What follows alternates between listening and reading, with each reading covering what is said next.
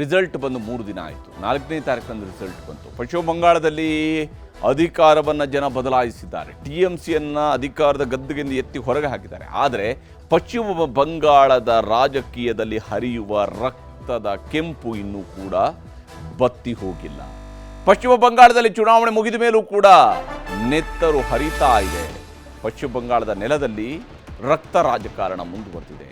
ಸುವೇಂದು ಅಧಿಕಾರಿ ಆಪ್ತ ಸಹಾಯಕನನ್ನ ಕಗ್ಗೊಲೆ ಮಾಡಲಾಗಿದೆ. ನಿಜಕ್ಕೂ ಕೂಡ ಇದು ಆಘಾತಕಾರಿಯಾಗಿರುವಂಥ ವಿಚಾರ. ಸರ್ಕಾರ ರಚನೆಗೆ ಹೊರಟಿತ್ತು. BJPಯವರು ಬಹಳಷ್ಟು ಖುಷಿಯಲ್ಲಿ ಓಡಾಡ್ತಾ ಇದ್ರೆ ಇಲ್ಲಿ ಅವರದೇ ಪಕ್ಷದ ನಾಯಕನ PAಯನ್ನು ಕೊಂದು ಹಾಕಲಾಗಿದೆ. ಯಾವ ಸ್ವರೂಪದ ರಕ್ತ ರಾಜಕೀಯ ಇದು? ಏನಾಗ್ತಾ ಇದೆ ಹಾಗಾದರೆ ಬಂಗಾಳದಲ್ಲಿ ಅನ್ನೋದನ್ನು ನಾವು ಗಮನಿಸಬೇಕು. ವಿಶೇಷವಾಗಿ ಈಗಾಗಲೇ ಬಂಗಾಳದಲ್ಲಿ ನಡೆದಿರುವಂತಹ ಘಟನೆಗಳನ್ನು ನಾವು ನೋಡ್ತಾ ಹೋದರೆ ಯಾವ ಸ್ವರೂಪದ ರಾಜಕೀಯದ ಜಿದ್ದು ಇದು ಅನ್ನುವಂತಹ ಅನುಮಾನ ಅಥವಾ ಪ್ರಶ್ನೆ ಮೂಡುವಂಥದ್ದು ಸಹಜ. ಇಲ್ಲಿ ಸರ್ಕಾರ ರಚನೆಗೂ ಮುಂಚಿತವಾಗಿದೆ ಬಂಗಾಳದಲ್ಲಿ BJPಗೆ ಅತಿ ದೊಡ್ಡ ಶಾಕನ್ನು ಕೊಡಲಾಗಿರುವಂಥದ್ದು. ಯಾಕಂದರೆ BJPಯ ಬಹುತೇಕ ಭಾವಿ ಮುಖ್ಯಮಂತ್ರಿ ಅಂತಲೇ ಪರಿಗಣಿಸಲಾಗ್ತಾ ಇದೆ. ಯಾಕಂದರೆ ಅವರು ಪ್ರತಿಪಕ್ಷ ನಾಯಕರಾಗಿ ಕೆಲಸ ಮಾಡಿದಂಥವರು, 2 ಬಾರಿ ಮಮತಾ ಬ್ಯಾನರ್ಜಿಯವನ್ನ ನೇರ ಚುನಾವಣೆಯಲ್ಲಿ ಸೋಲಿಸಿದಂಥವರು. ಅವರ PA ಸುವೇಂದು ಅಧಿಕಾರಿ ಅವರ PA ಅವರನ್ನು ಗುಂಡು ಹೊಡೆದು ಸಾಯಿಸಲಾಗಿದೆ. ಇಲ್ಲಿ ಸರ್ಕಾರ ರಚನೆಗೂ ಮುಂಚಿತವಾಗಿ ಬಂಗಾಳದಲ್ಲಿ BJPಗೆ ಈ ರೀತಿಯಂಥ ಶಾಕ್ ಕೊಟ್ಟಿರುವುದು. BJP ನಾಯಕ ಸುವೇಂದು ಅಧಿಕಾರಿ ಅವರ ಆಪ್ತನನ್ನು ಬರ್ಬರವಾಗಿ ಹತ್ಯೆಗೈಯಲಾಗಿದೆ. ಹೇಗೆ ಅಂದರೆ ಕಾರನ್ನು ಅಡ್ಡಗಟ್ಟಿ ನಂತರ ಗುಂಡು ಹಾರಿಸಿ ಸುವೇಂದು ಅಧಿಕಾರಿ ಅವರ PA ಚಂದ್ರನಾಥ್ ಅವರನ್ನು, ಈ ಚಂದ್ರನಾಥ್ ಇವರು IAFನಲ್ಲಿ ಭಾರತೀಯ ವಾಯುಸೇನೆಯಲ್ಲಿ ಅಧಿಕಾರಿಯಾಗಿ ಕೆಲಸ ಮಾಡಿ ನಿವೃತ್ತರಾಗಿ ನಂತರ ಸುವೇಂದು ಅಧಿಕಾರಿಯವರ ಜೊತೆಗೆ ಸೇರಿಕೊಂಡಿದ್ದರು. ಸುವೇಂದು ಅಧಿಕಾರಿಯವರು ಕಾಂಗ್ರೆಸ್ಸನ್ನು ತೊರೆದು TMCಗೆ ಜಾಯ್ನ್ ಆದಂತಹ ಸಮಯದಲ್ಲಿ TMCಯನ್ನು ತೊರೆದು ಇನ್ಫ್ಯಾಕ್ಟ್ ಅವರು TMCಯನ್ನು ತೊರೆದು ಅವರು BJP ಜಾಯ್ನ್ ಆದಾಗ ಇವರು ಕೂಡ ಅವರ ಜೊತೆಗೇ BJPಗೆ ಜಾಯ್ನ್ ಆಗ್ತಾರೆ. ಚಂದ್ರನಾಥ್ ಅವರ ಕಾರನ್ನು ಅಡ್ಡಗಟ್ಟಿ ಪಶ್ಚಿಮ ಬಂಗಾಳದ ಮಧ್ಯಮ ಗ್ರಾಮದಲ್ಲಿ ಕೊಲೆಯನ್ನು ಮಾಡಲಾಗುತ್ತೆ. ಈಗಾಗಲೇ 3 ಬಂಧಿಸಲಾಗಿದೆ. ಈ ಘಟನೆಗೆ ಸಂಬಂಧಪಟ್ಟಂತೆ 3 ಈಗಾಗಲೇ ಬಂಧಿಸಲಾಗಿದೆ. ನಿಜಕ್ಕೂ ಇದು ಅತಿ ದೊಡ್ಡ ರಕ್ತ ರಾಜಕಾರಣ ಈಗ ನಡೀತಾ ಇರುವಂಥದ್ದು ಪಶ್ಚಿಮ ಬಂಗಾಳದಲ್ಲಿ. ರಾಜಕೀಯ ಸಂಘರ್ಷಕ್ಕೆ ಪಶ್ಚಿಮ ಬಂಗಾಳ ನಲುಗಿ ಹೋಗಿದೆ.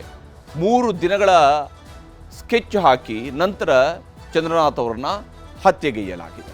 ಚುನಾವಣಾ ಸೋಲಿನ ಹತಾಶೆಯಿಂದ ಈ ದುಷ್ಕೃತ್ಯವನ್ನು ಎಸಗಲಾಗಿದೆ ಅಂತ ಹೇಳುವ ಅನುಮಾನ ವ್ಯಕ್ತವಾಗ್ತಾ ಇದೆ. ಯಾಕೆಂದರೆ ಭವಾನಿಪುರದಲ್ಲಿ ಇವರು ಎಲೆಕ್ಷನನ್ನು ನೋಡ್ಕೊಳ್ತಾ ಇದ್ರು.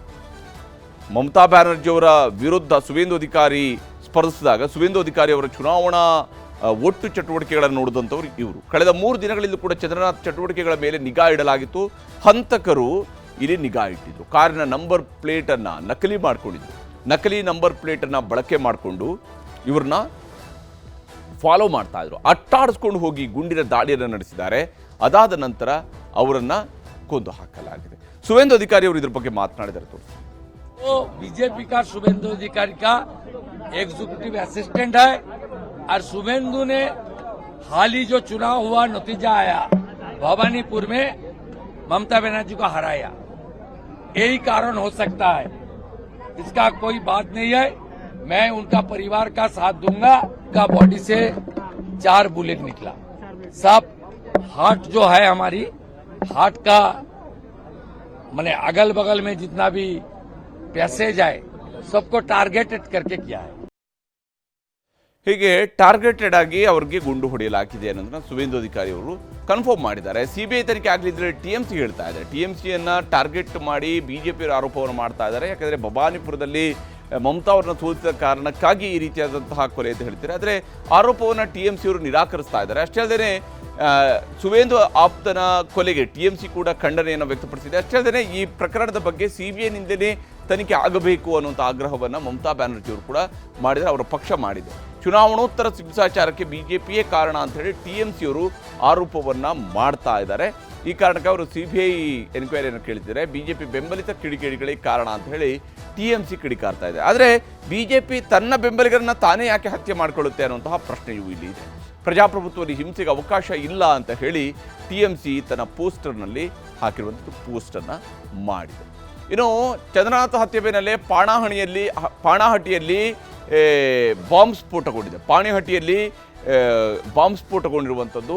ಇಲ್ಲಿ ಆರ್ಜಿಕರ್ ಸಂತ್ರಸ್ತೆ ಆಸ್ಪತ್ರೆಯಲ್ಲಿ ಇರುವ ವೈದ್ಯ ವಿದ್ಯಾರ್ಥಿನಿ ರೇಪ್ ಆ್ಯಂಡ್ ಮರ್ಡರ್ ಆಗಿತ್ತು. ಆ ಸಂತ್ರಸ್ತೆಯ ತಾಯಿ ಈಗಾಗಲೇ ಶಾಸಕಿಯಾಗಿ ಆಯ್ಕೆಯಾಗಿದ್ದಾರೆ ರತ್ನಾ ದೇಬ್ನಾಥ್. ಅವರ ಮನೆ ಮುಂದೆನೇ ಸ್ಫೋಟ ಸಂಭವಿಸಿದೆ, ಅಲ್ಲಿ ಬಾಂಬ್ ಸ್ಫೋಟ ಸಂಭವಿಸಿದೆ.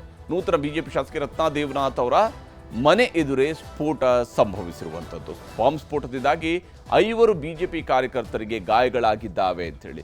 ಇದಕ್ಕೂ ಬಂಗಾಳದಲ್ಲಿ ಏನು ನಡೀತಿದೆ ಅನ್ನುವಂತಹ ಪ್ರಶ್ನೆ ಇಲ್ಲಿ ಮುಂದುವರಿಯುವಂಥದ್ದು. ಪೊಲೀಸರು CRPF ಯೋಧರಿಂದ ರಕ್ಷಣಾ ಕಾರ್ಯಾಚರಣೆ ನಡೆದಿದೆ, ಭದ್ರತೆಯನ್ನು ಒದಗಿಸುವಂತಹ ಕೆಲಸವನ್ನು ಕೂಡ ಮಾಡ್ತಾ ಇದೆ. ಆದರೆ ಚುನಾವಣೆ ಮುಗಿದ ನಂತರ ಬಂಗಾಳದಲ್ಲಿ ಮತ್ತೆ ನೆತ್ತರು ಹರಿತಾ ಇದೆ.